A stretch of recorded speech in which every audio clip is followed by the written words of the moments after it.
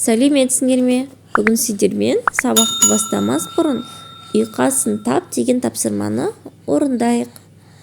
Жеймін деп көп қауынды, менің ішім, яғни көп нүкте тұр.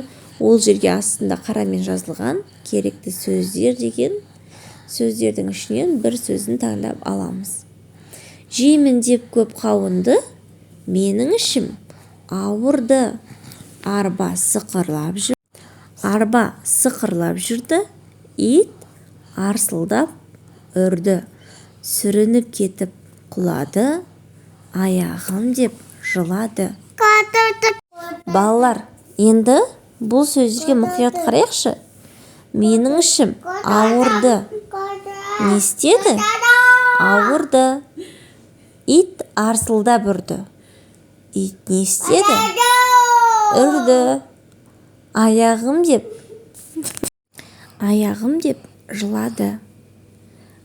Бұл жерде балалар, менің ішім ауырды, ит арсылдап үрді, аяғым деп жылады деген сөздердің барлығы не істеді деген сұраққа жауап беріп тұр, е? Олай болса балалар, заттың қимылын білдіретін сөздер не істеді, не қылды, қайтты деген сұрақтарға жауап беретінін білеміз. Міне осы сөздер заттың қимылын білдіріп тұратын сөздер екен. Жақсы, жарайсыңдар балалар. Бүгінгі сабағымыз түсінікті болса, жаңа сабағымызбен танысатын боламыз. Яғни заттың қимылын білдіретін сөздер бірінші жаттығуға назар аударайық. Оқы, мәтін бөліктерін орнына қой. Өкпелеген үлесінен қорғалады. Атасы оған: солай балам, өкпелеген үлесінен қорғалады деді. Балалар, мына мәтіннің бөлігі дұрыс қойылған ба? Дұрыс емес, қазір барлығын толықтырып қоятын боламыз. Балалар, мынау тұрған қоян ата деген ол мәтіннің бірінші бөлігі. Ал жаңа оқығанымыз ол соңғы бөлімі болып саналады. Қоян ата көжектеріне көп сәбіз әкелді. Бір-бірден бөліп берді. Ең кенжесі сұр көжек: маған қотыр сәбіз бердің, жемеймін, деді.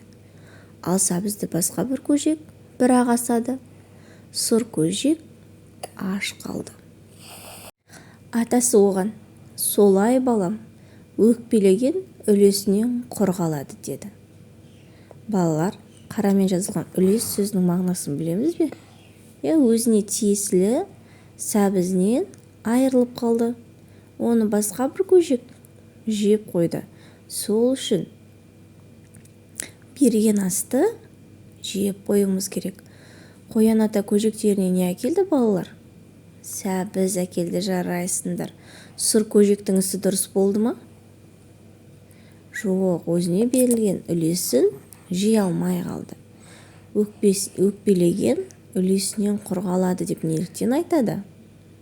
Себебі әр адамға берілген өз үлесін жемесе, қапыда аш қалатынын айтып тұр, балалар.